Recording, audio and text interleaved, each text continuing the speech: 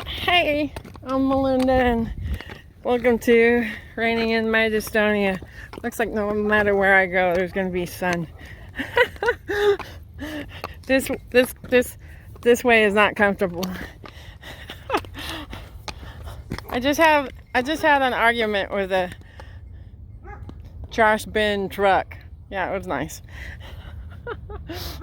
About horse and rider safety. And that he needs to slow down.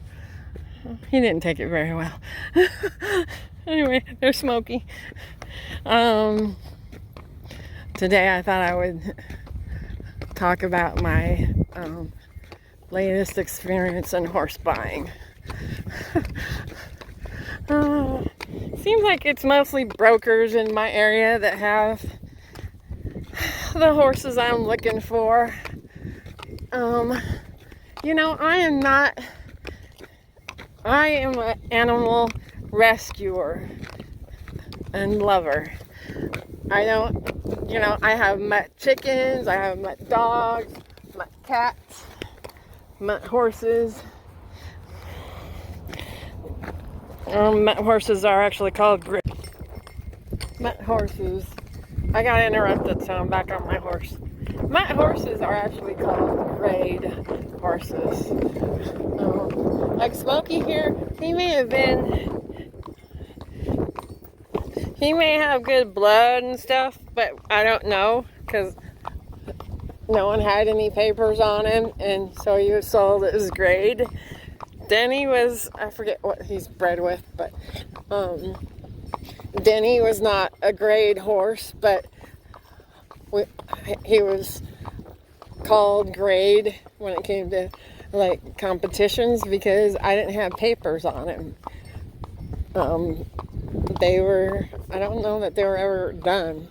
You know, it's something you got to keep up with. So anyway, I'm just looking for a nice horse. Grade or highly bred, I don't care. But one that I can afford and one that's a nice, well-broke, stable horse. This is especially hard to find. You know, I'm riding out here by myself, and he's not acting like an idiot because he's by himself. So that's hard to find. When it comes to papers, you can't ride papers. Anyway, I have always been partial to Appaloosas. There's this one I've been calling on that's like he's an hour away. No, he's like an hour and 45 minutes away. He's about 105 miles away, and he's with a broker. I'll rant about brokers later. Anyway, and every time I called on the horse, something changed about him. But he was in line with something I could afford, and they had a video of him riding along the road out there by himself. So, I decided finally to go look at him. You know, one time when I called, you could do a vet check. Another time I called, you couldn't do a vet check. You know, then they don't do shots. They don't do Coggins until the horse is sold, this and that. You know, but the last phone call was like, yeah, you could have a vet check. So I decided not being able to have a vet check is just, you know, there's no point in seeing the horse if I can't have a vet check. Anyway, the last phone call, we could have a vet check. So I went ahead and decided to go see this horse. And my husband was not going to go with me originally, but he ended up going in the end. And thankfully he did. We had an appointment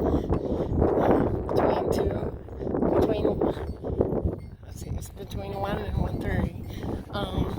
And we got there and nobody was there. So we decided just to look around, and we were gonna go.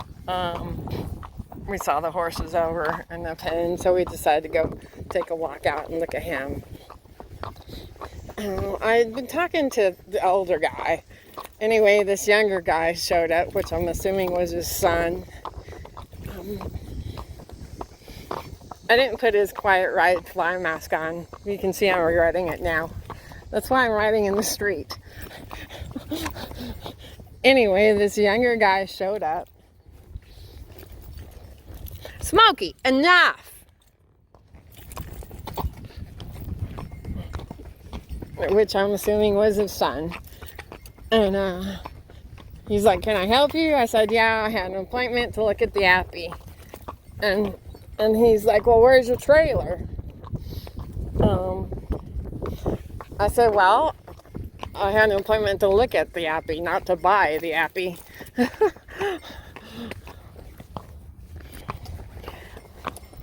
So then we could tell he was not pleased. I'm not going to bring a trailer 110 miles to see a horse that I don't know that I'm going to buy. I'm just not. I'm not a spur of the moment horse buyer. So anyway, he wasn't happy about that. Whatever.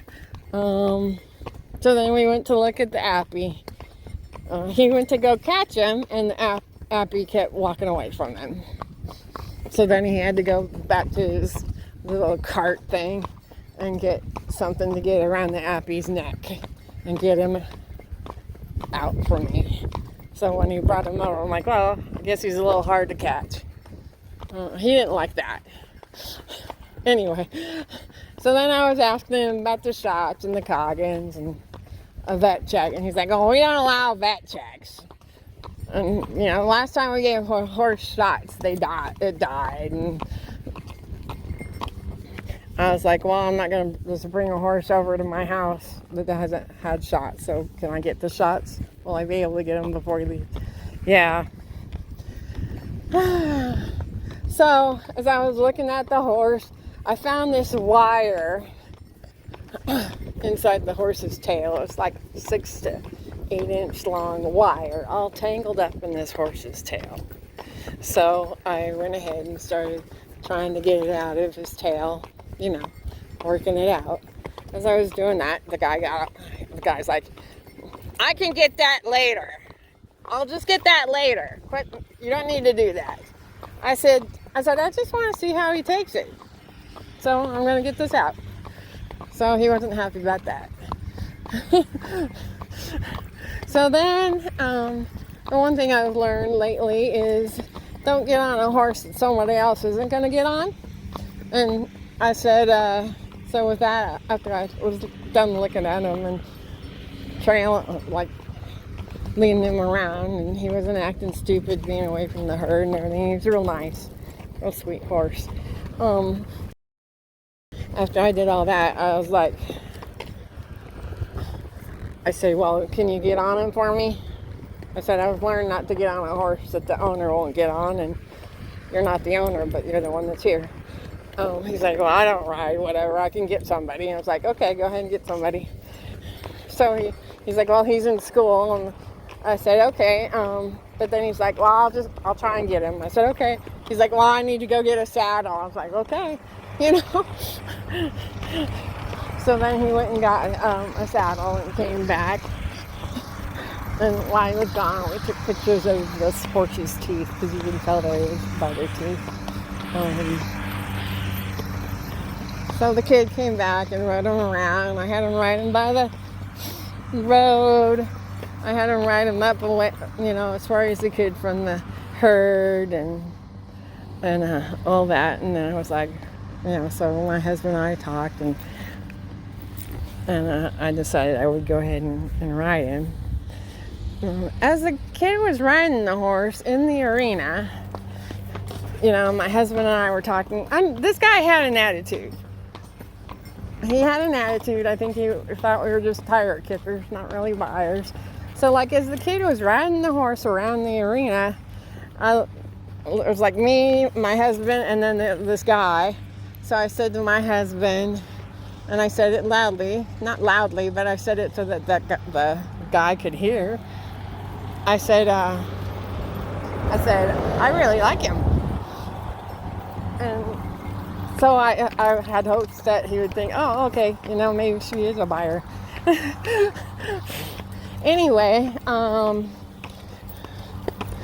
when the kid was done, or not when the kid was done, after I was done watching the kid, I decided to have, I decided I would, my husband and I decided I would go ahead and get on him. I told the guy, I said I'd like to go ahead and ride him, so I'd like to put my saddle on him, tack him up and ride him, and at that point he said only if you hurry it along. I said well, I came here to look at him, and that includes riding him. And he's like, well, I got a bonfire to go to. At that point it was 2:30. It wasn't going to be dark until at least for another 4 or 5 hours. And I gone that day because his dad had told me the bonfire was the next day. So that's why I was there that day. Anyway, I said, well, in that case, I'd like to I'll bring my trainer back another day, and hopefully we can have more time. And then at that point, he popped off at me. Listen here, you just been rude from the moment you got here, and he just went off on me that I was being rude. And I said, you know what, you've been rude since we got here, and I'm done. And I went ahead and took my halter and threw it in the back of my pickup, and we left. I really thought that we could maybe get that horse if everything checked out with my trainer, with my friend, whoever I brought to look at the horse again. I was concerned that maybe he was older, but I didn't know for sure if he was older. But I liked him. I liked his personality. I liked his size. I liked his color, and I really liked him. And I wanted to save him from that situation, because I know damn well that guy wouldn't have gotten that wire out of that horse's tail, and I didn't want him out there laying down and then getting hurt with that wire, getting scraped with that wire still in his tail. And I wanted to save him and bring him home to a nice place to live out his life, because he was a sweet boy. But we left, and I cried a lot of the way home. I cried. These brokers, I'll end this here, but I'll do another video about brokers and this whole process. Thanks, y'all.